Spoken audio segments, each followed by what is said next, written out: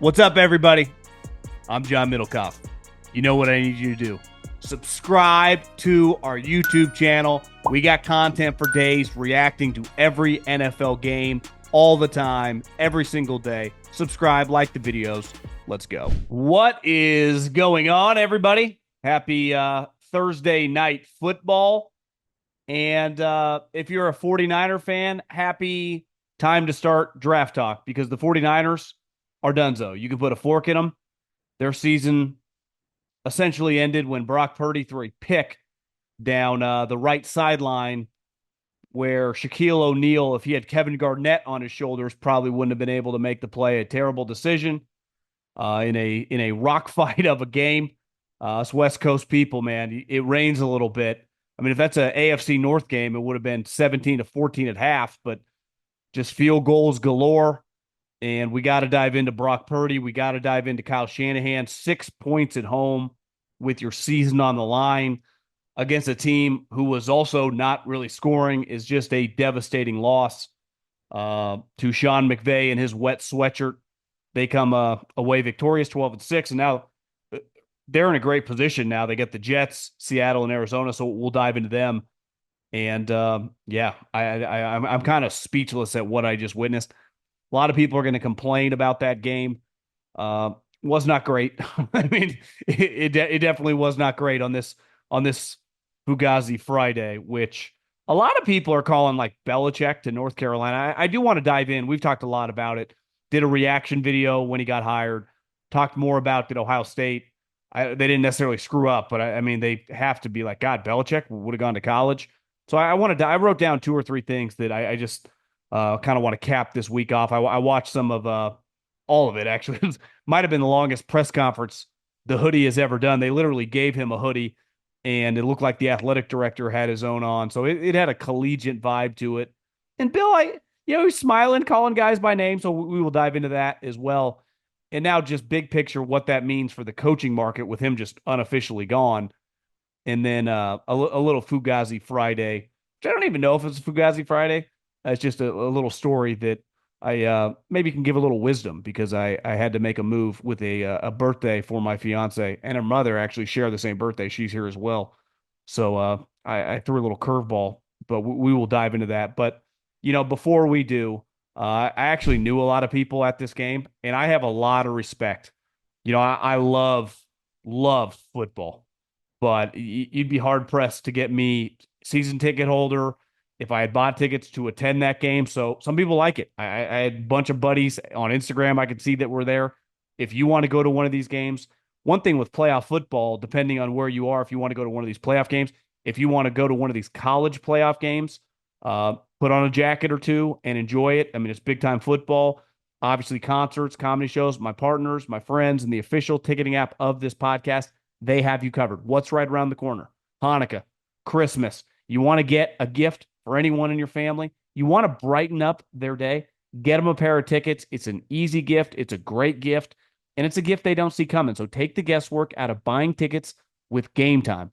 Download the Game Time app, create an account, use the code JOHN for $20 off your first purchase. Terms apply. Again, create an account, redeem the code JOHN for $20 off. Download the Game Time app today. Last minute tickets, lowest prices guaranteed. Okay, let's dive into the game. Big picture, the season officially ended for the 49ers. They fall to 6-8. And as Amazon had up there on the screen, they now have less than a 1% chance of making the playoffs. And you don't need a statistical breakdown. Not only are they not making the playoffs, it's time to start resting guys and the season's over. And that was a devastating loss. To lose a game with your season on the line after bouncing back like that at home, which is a massive advantage on Thursday late in the season. When you get to play, these Thursday night games suck in November and December, especially for teams like this is the Niners' second Thursday game. So it's difficult whether you've played multiple Thursday games, whether it's your first Thursday game late in the season. But having the home game is such a big advantage. Obviously, the Rams don't have to go far. It's a 45, 50-minute flight, but still, you don't have to get on a plane. You get to sleep in your own bed or the hotel bed you're used to sleeping in at home games.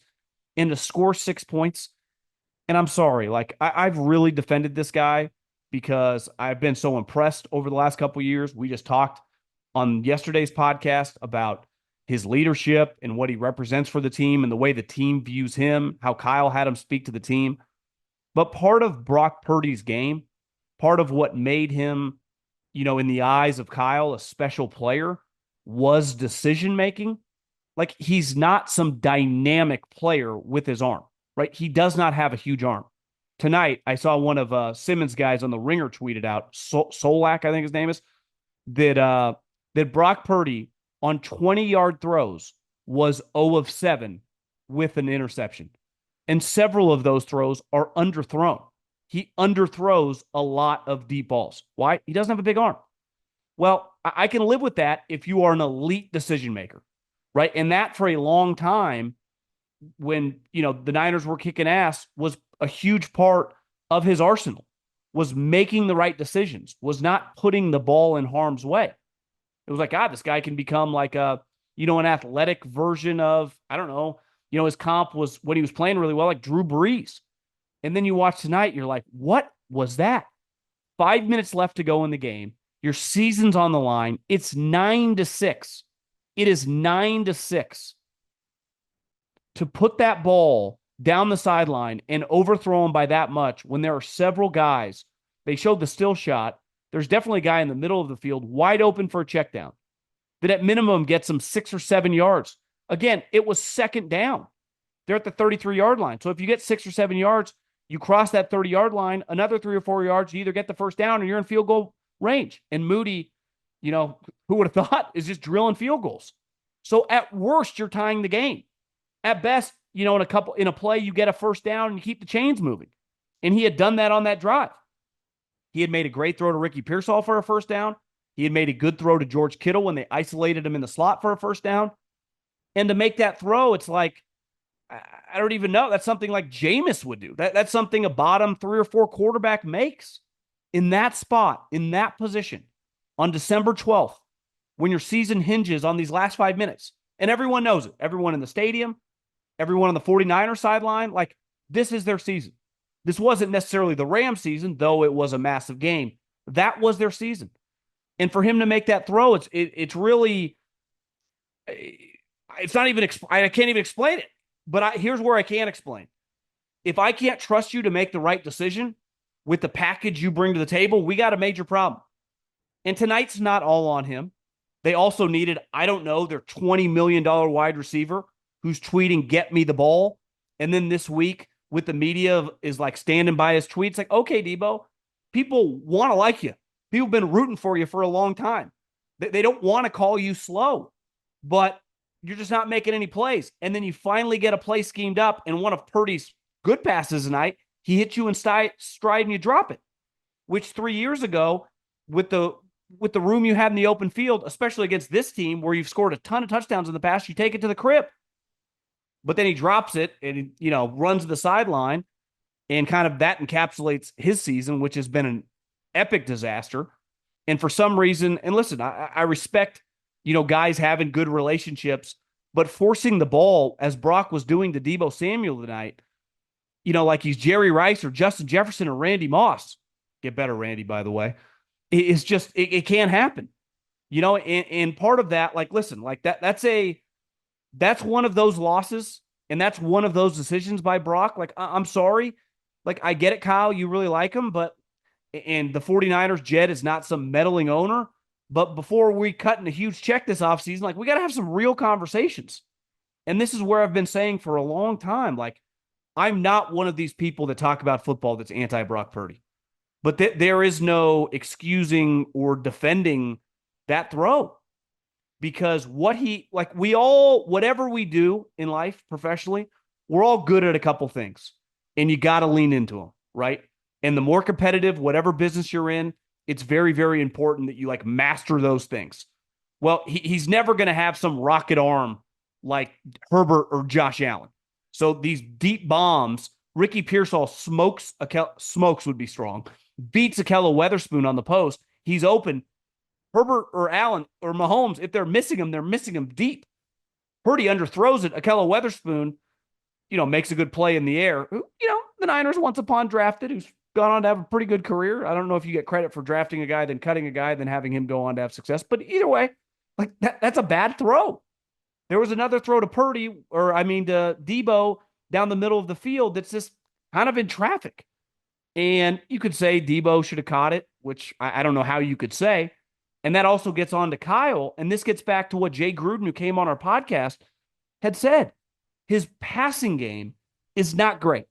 You study his run game, which then his play action passing game is interconnected, which is awesome. But when he has to just spread you out and throw, because they weren't going to really run it on the Rams tonight. Trent Williams is upstairs in a suite. And when they finally showed the right Trent Williams, he had a scooter next to him. So we might not see Trent Williams the rest of the season. He's got a bad injury, and he's got a scooter to get around. That's a big problem. So their offensive line is not going to be able to road grade on the left side, where over the last couple of years, when they were in a pinch, you know what they would do? They would put Kittle, they would put Juszczyk, and they would hammer it home regardless who was the running back. And no matter what, they would gain yards. A lot like the Rams do.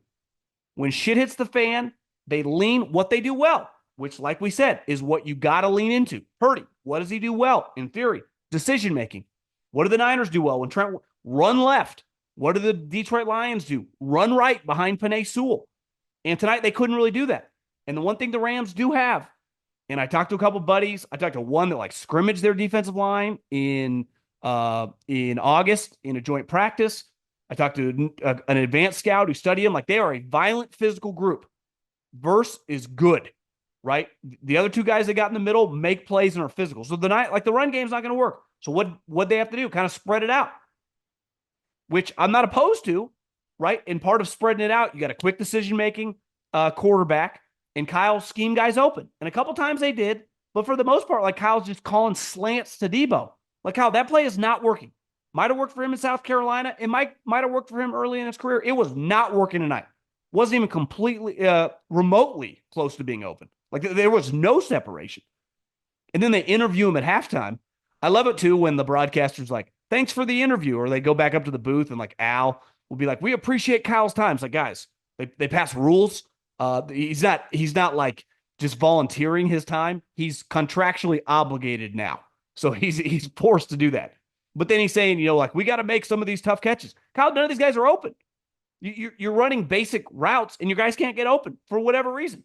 You got a $20 million, wide receiver who's not playing well. I have a hard time being critical of Ricky Pearsall because he got shot on fucking Market Street, and 99 out of 100 people die.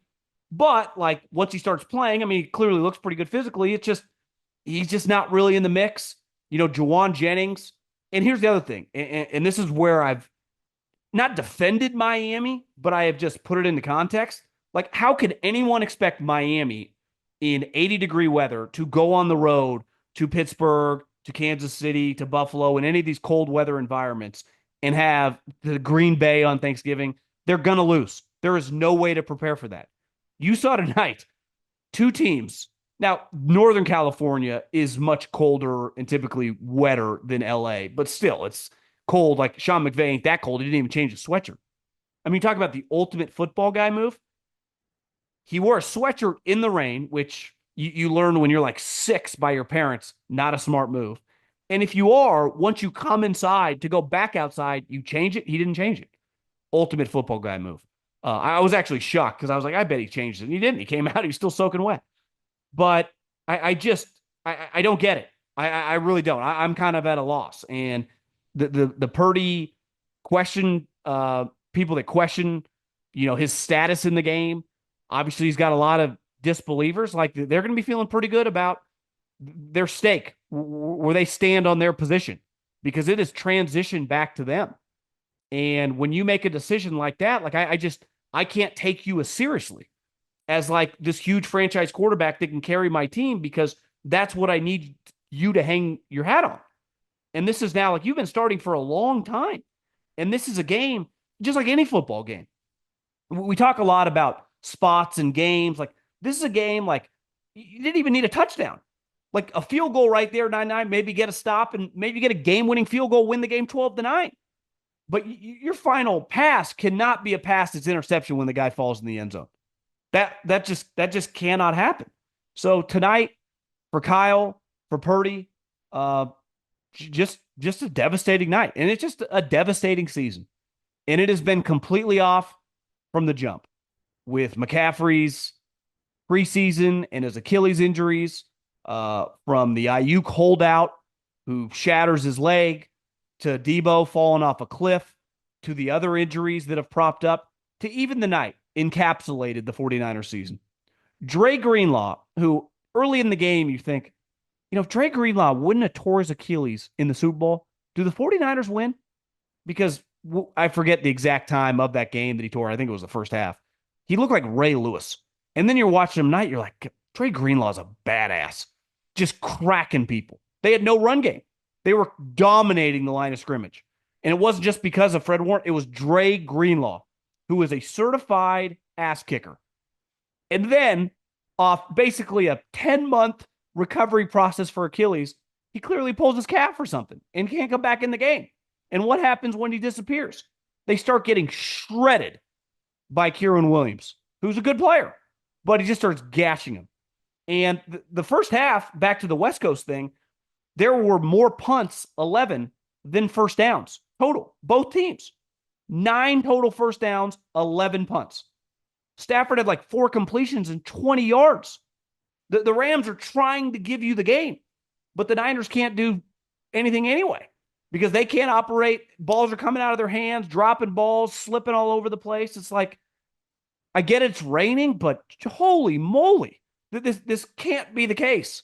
And I get it. You're on your third running back. Your star left tackle's out, but just kind of a shitty way to go out and to unofficially end your season because 6 points at home, 6 points at home against the Rams.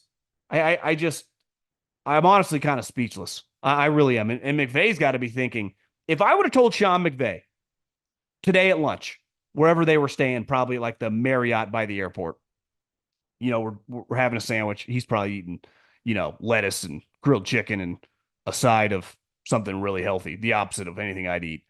But you're going to score 12 points tonight. Like, I know that for a fact. What do you think he'd tell me? He's like, we're going to lose. We'd be in trouble. I'd be like, no, actually, you're going to score 12 points and kind of win easily. Like, you're going to get the ball back, 5 minutes left to go and never give it back. Technically, you did at the, with 20 seconds left, but you kind of cruise, and it's crazy. And it just gets back to, I have to be able to depend on you. We talk about this a lot with these quarterbacks, right? There's that group at the top that are so much better than everyone else. It's not even funny.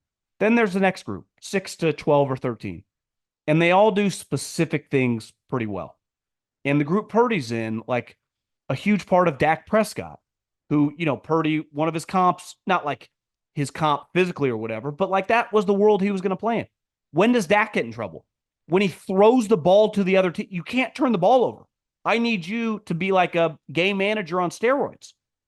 And like Stafford, I can live with some picks because at any moment, that fucker can uncork a 50-yard bomb at any moment. Like, he ain't going to underthrow many balls if he's not getting peppered because he has one of the great arms we've ever seen. Purdy doesn't. So he's going to have to rely on his head, on his smarts, on playing like Drew Brees, like an Alex Smith, not this good, but Steve Young, like control the ball. And that throw, that's a tough one, man. It really is. The NFL season is rolling along and the contenders are separating from the pack. The one thing that hasn't changed this season, DraftKings Sportsbook, an official sportsbook partner of the NFL. And it's the #1 place to bet touchdowns. Long bombs, fades to the end zone, big runs, you name it. We do not care how you get them. We just want to bet touchdowns at DraftKings, and it's the best place to do it. Ready to place your first bet? Try betting on something simple like a player scoring a touchdown. Go to DraftKings Sportsbook app and make your first pick. Here's a reason for new customers to do a touchdown dance on their own. Bet $5 to get $150 in bonus bets if your bet wins. Score big with DraftKings Sportsbook, the #1 place to bet touchdowns. Download the DraftKings Sportsbook app and use the code JOHN. That's code JOHN for new customers to get $150 in bonus bets if your bet wins. Just Bet $5. Only on DraftKings. The crown is yours. Back to the Rams. You know, I give them a little pass. Stafford was all over the map in the rain in the first half. I saw a stat on Twitter at halftime that Stafford has 220 career starts in his career. 220 starts. 8 of those 220 games, at kickoff, it's been raining. You're like, how is that possible? And then you start thinking, well, he's basically played his entire career at home in a dome in Detroit and in LA. Obviously, playing for the Rams the last 3 or 4 years, plays the Niners, plays the Cardinals. Depending on the time of the year, Seattle, it might not rain. He's just playing a lot of good weather games. It's a little shocking. I mean, I would have bet 5 or 6 of those include Green Bay or Chicago, but also played a lot of games in Minnesota. So it's not like he's Mr. Dynamic in the weather, but he made a huge throw in the second half to Puka Nacua. He made another huge throw with the game on the line on third down that essentially iced the game, and he came through. And it's like, this is my whole thing with paying a guy. I'm not anti-Tua. I'm just anti-Tua at a price point. If you told me Tua is making Cousins' contract, or a Daniel Jones contract, where it's essentially a 2-year deal, totally get it. And there's value there. But once we start talking this huge money, I need huge upside. If I'm not getting the huge upside, I have a hard time. Because at the end of the day, I am going to run into Mahomes, Lamar, Herbert. Like, that's going to happen. And you've seen it with Dak. They've paid him huge money, and at times it's been tough on them to build a team. And I think it's fair to say, like, Purdy without some weapons, once you pay him over the course, just wouldn't be good enough. It's why I've maintained the position as this year's kind of gone up and down. Play it out. Like, I'm not in any rush unless he will sign like a Daniel Jones contract to make a huge payment this offseason. And it's games like today, and it goes back last year, remember, on Christmas Eve against the Ravens, where it's like, I don't know, man. I struggle with the economics of it.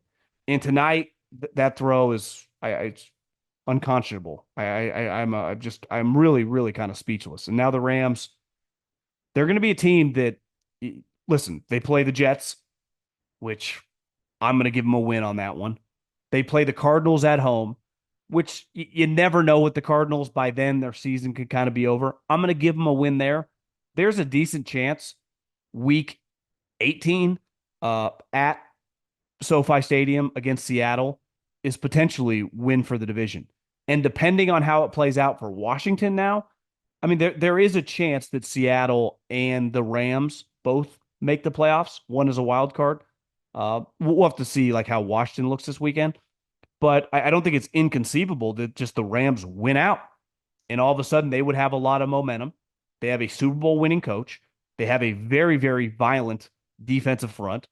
They have a Super Bowl winning quarterback who, when he's on, which obviously for the first half, he definitely was not, but, can go toe to toe with anyone. And if they were to win the division, they're getting a home game. So if they won the division, they'd probably, at 11-6, they would be the 3 seed. Well, they'd probably play the Packers then. And I think both Seattle or the Rams at the 3 seed, to get that spot and win that division, they would be playing pretty good football, would feel pretty confident in that matchup. That'd be a really good first round game. And then if you win that, like, who knows? Like, they stuff that they can do translates. They can rush the passer. I know they got gashed against the Eagles, but that run defense tonight was pretty good. Some of their DBs make plays. They have a run game. I mean, really, they got multiple running backs. Blake Corum doesn't play that much because Williams is a really good player, but I'd feel pretty good if he was my second running back. And Puka Nacua is just one of the better players in the NFL. And, Cooper Kupp didn't even do anything tonight. And it's like, he's pretty reliable. He's been through the ringer. Like, you feel comfortable having him in big games. So nice win for the Rams on the road. That's back-to-back wins. You got to be feeling good against, in a 4-day span against the Bills and the 49ers. I think the Rams right now should have a lot of confidence, even if the final score tonight was pretty bad. And a lot of people are going to be like, that's the worst game I've ever seen, which, listen, it wasn't a great television product. Still, it's like if you're complaining about it, like, okay, turn on the Kings playing the Pelicans. I dare you. I bet you won't. And you probably didn't. I see a lot of people on social media like, this game sucks. I can't believe it. It's like, well, you're watching it. Like, I'm not trying to defend it, but like, what's the point of complaining about it? It's happening. Nothing we can do. We're kind of stuck. But the Rams, 12-6, get a win.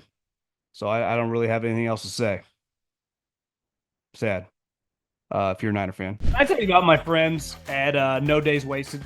Here's the thing. It's the holidays. You're going to parties. You're having friends over. You're drinking a lot. You're having a few cocktails, and then you're usually having a few more. Here's the thing. You're having some friends over. You're going to a party.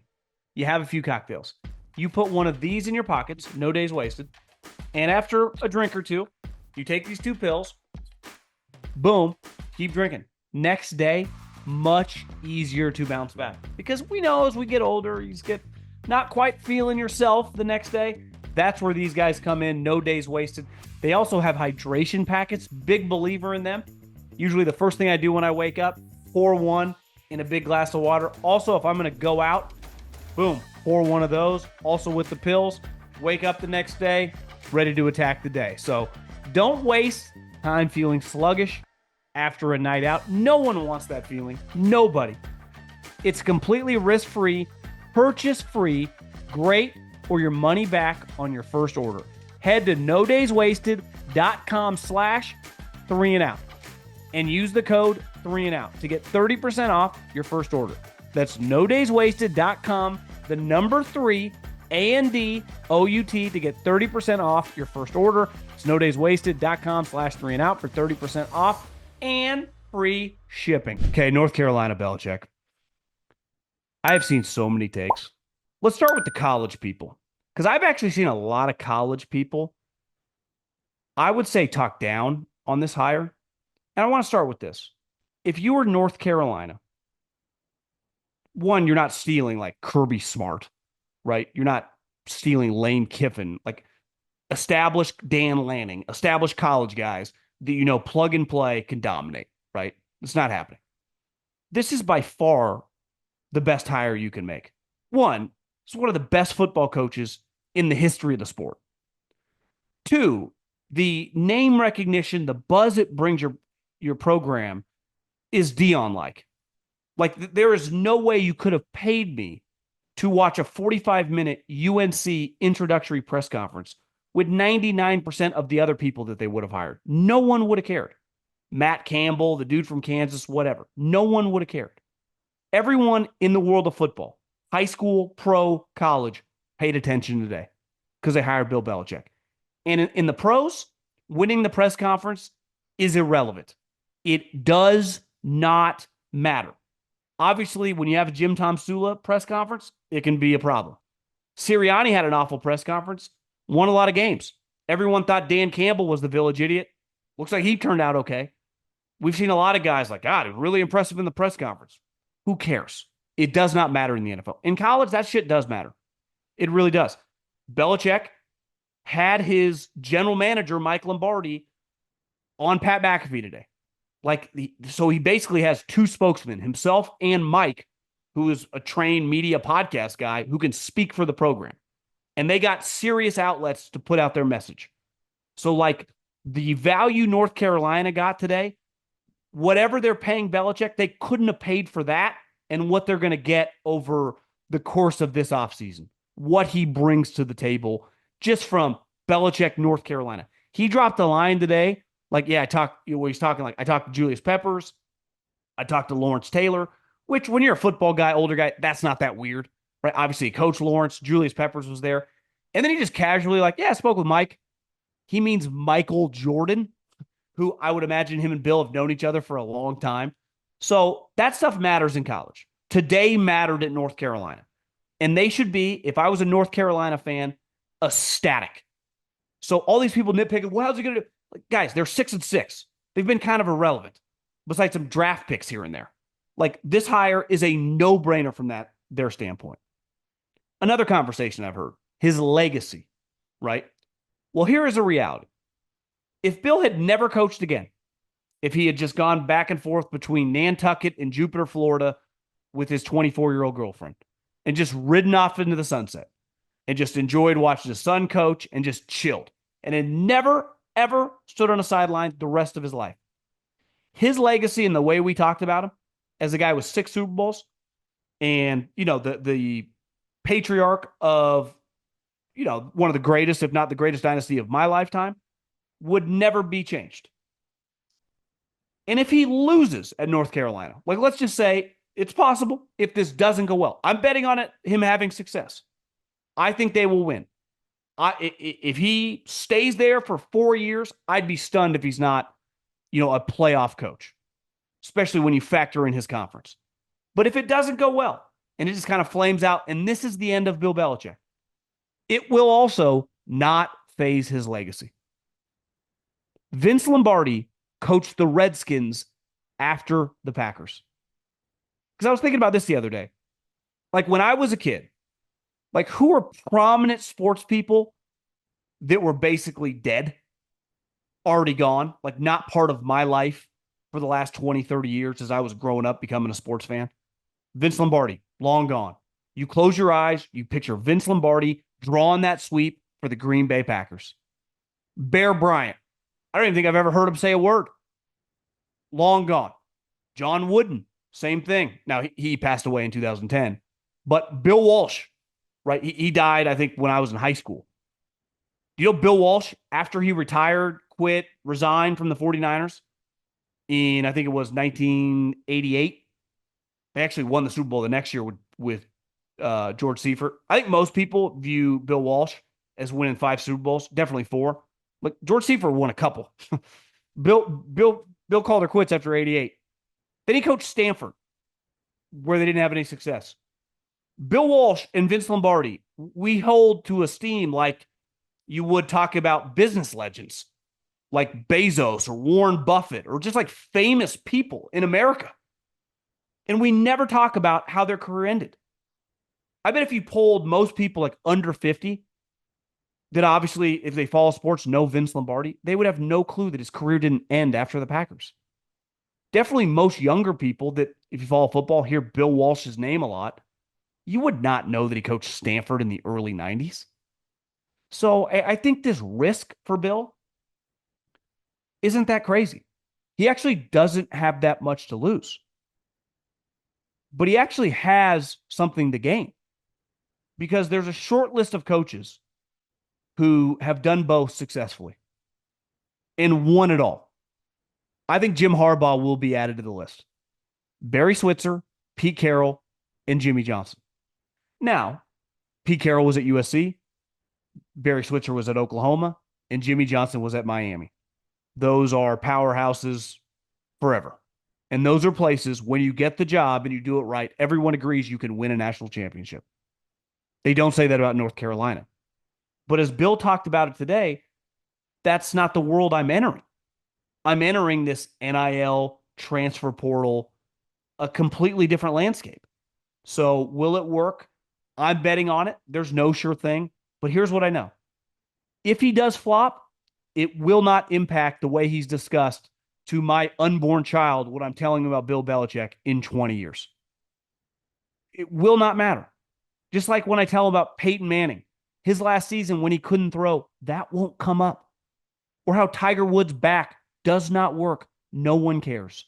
They remember the great moments. But if this goes well, like he will be an undisputed, like it would be the icing on his cake.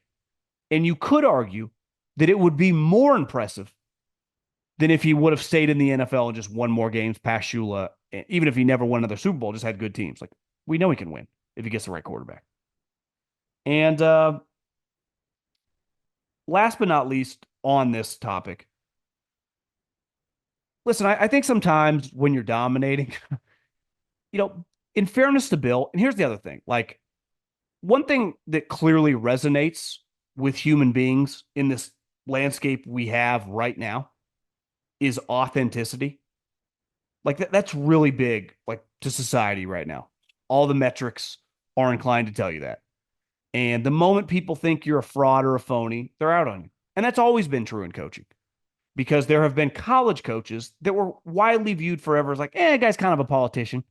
It's kind of the guy Bill's replacing fits that mold, Mac Brown. kind of a bullshit artist. Saban was the best of both worlds, right? He was an elite, no nonsense, dominant scheme guy, but he also could put on the charm. And some of those videos of him dancing at a church or dancing in someone's living room, he could do that. And I don't think he was faking it. So when people are like, how is Bill going to do that? Well, guess what? He won't have to. Just be yourself. You would say Deion Sanders is the polar opposite of Bill Belichick. But why do people relate to Deion Sanders? Because he's been the same. He's acted the exact same since I was like 7 years old and started watching football. He's just now from a player version morphed into the coach version, but he's still authentically true to who he is. And Belichick, even today, like, I mean, he's a little more, I would say, open in these press conferences, but he's still Bill Belichick and authentic to who he is. So part of college football, which I don't understand why it's that polarizing, like, how's he going to dance? Part of the reason everyone makes fun of Brian Kelly, he's making up fucking accents. It's like, Brian, just talk like you talk. Or that video where he's spinning around. It's like, you don't need to try to do that. Now, that was kind of funny, but just try to be yourself. That's got you this far. So I actually don't think Bill Belichick has to morph into something he's not. What he is, we'll see if it works, but like his best chance for success is just to be him. Now, part of him rubbed a lot of people in the NFL the wrong way. And there was a Wickersham article today. There was an Athletic article today. One thing that was said that he burned a lot of bridges while he was in the NFL. And in the Wickersham article, it said that when he interviewed last year with the Atlanta Falcons, that it turned him off when Terry Fontenot was interviewing him, that he acted like he knew everything about drafting. And I think a lot of people had pushed back on Bill that, like, he has to be in charge. Well, in fairness to Bill, even no one, you won't find anyone beside like maybe him and some family members defending some of his draft picks, especially at the end. That they were an embarrassment. But in what world in an interview could Terry Fontenot look at Bill Belichick and break down the draft of their philosophies and what works and what doesn't and expect Bill Belichick to take him seriously? Like, I do understand if you're sitting in his shoes, like, yeah. Now, if you want to argue burning bridges and screwing over people and acting like an asshole, yeah, that's probably is not a great move over the countless times he did it. And now he has no job options in the NFL, which is a big reason. Clearly, he went to college. He knew no one was going to hire him. And I think the only place that would have made sense, and they entertained it last year, was he has a good relationship with Howie. He trusts Howie to make moves. He's even talked about it on national television, was to go to the Eagles. And then the Eagles start having a good season. You realize, like, hey, who knows? It might not happen. Like, I'm not going to the Jags. The Bears aren't going to talk to me. I'm never going to the Jets. Like, it's just not going to happen. And the one thing I said this over the course of the week, and you saw it today, the guy loves to coach football. He's not doing this for the money. Obviously, he's still highly paid in North Carolina. But if you put me in his shoes, if you put you in his shoes with his success, where he's at in life, with a young girlfriend at 73 years old, with his son, like, I don't know if I'd work anymore at that point. Like, I think I would just hang out. Now, listen, I love golf as much as anyone. You can only play so much. You get bored. But to have the passion and the drive and the desire to still want to get up every morning at 5:30 or 6 and come into the office and grind, like, you got to respect it. You really do. And he said something today when they asked him, a reporter said, Bill, we're basically the same age. So my question for you, at this age, why do you want to do this? And his response was, well, it beats working. When I was young, my dad told me, do what you're passionate about, and it won't feel like you work. And that's the best advice. It's the advice I always give to anyone I've ever met. Because no matter what you do, Bill's not totally right on that. Whatever you do, whether you're a musician, whether you're a podcaster, whether you're, working in a white collar tech job and you love it and you're passionate about it. And it means there are going to be elements of it that feel like work, that can become monotonous. There are going to be days where it's like, don't really feel it here. But still, when you love what you're doing, you are that much more inclined to give extra effort. to be that much more determined to be successful, to take that extra effort. And I have a lot of respect for him doing this because he does not need to do this. He's not doing this for the money. I honestly don't think he's doing it for the ego. I think he's doing it one because he loves football. Like, you can't love anything anymore. I don't have children yet, but the way you describe, and I saw it with my parents toward me, like the way you love a child, just unconditional. Like it never ends and never fades. And it's just a powerful connection that is not comparable to anything else in your life. That's what Bill has with the sport. And honestly, Mike Lombardi does too. Like, Mike, you're making a ton of money. You're doing all this media stuff. Life's good. He just loves working with his buddy doing football stuff. It's going to take way more time and effort, and just your life's going to be turned upside down in terms of working 90, 100-hour weeks, banging tape, recruiting, bringing guys to campus, transfer portal. They just love it, man. They really do. And I have a lot of respect for that. And I guess I'll get you out of here on this. It is my fiance's birthday tomorrow, and you got to get her a present. And she, ever since she's got this, big real estate job, she's hobnobbing it with some movers and shakers. And she's like, I need to get a bag. I'm like, a bag? She's like, yeah, like a designer bag, because she has like an Amazon bag. That I was like, I don't even know the difference. A little out of the loop on this. I obviously know and have heard about people with designer bags, but it's just, I've never had one. So she started showing me kind of what she's interested in. I'm like, what? What? Should we just buy like a jet ski instead? And so I started doing some digging. And then so my Fugazi here is, if you ever get in a position where you're thinking about getting one of these things. I've never been to a consignment store. I guess I had since I've moved to Arizona a couple times for like furniture, but I had never been to one with like clothes, like a high end one with clothes, jewelry, and specifically bags. So I started doing some digging. I'm like, wait, they resell stuff? And I went to this consignment store and I started saying, listen, I don't know what really I'm looking for. I just know that she needs a tote bag, whatever the fuck that is. Can you help me out? Can we help you out? Come look. And they just have walls. Now, this is Paradise Valley, high end place in Arizona, like where the house Kingsbury was in. I think Kyler lives there now, JJ Watt.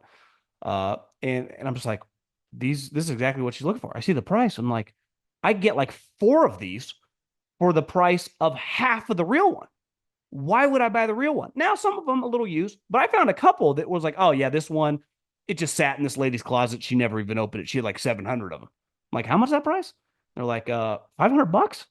I mean, the prices for the new ones, I mean, you're talking thousands of dollars for a bag. Now, in fairness, she's like, what do you want for your birthday? I'm like, Scotty Cameron putter. And, the $1,000 putter, but still, I mean, $1,000, I could have bought 5 Scotty Cameron putters for the price of a bag. But I guess girls like bags and consignment stores. They had so much other stuff. I might go back and shop for my mom, people in my life for Christmas, because it's an incredible deal. It really is. So I don't know if that's necessarily Fugazi, because listen, the price of the Louis and the Gucci's and the Pradas and all that, the price. They don't do, there's no Cyber Mondays or Black Fridays in those stores, which I respect. But then you go, it's like, this is the same bag. This person might have used it for 6 months and it's a quarter of the price. And listen, I'm not Mr. Cheap, but I also just like, well, why wouldn't I just buy 3 of these for like $1,000? And that's what I did. So we'll find out if she likes it. Maybe she'll throw them back in my face because they got, there's a couple marks we had to buffer out, but ultimately I feel like I did pretty well. Have a great night.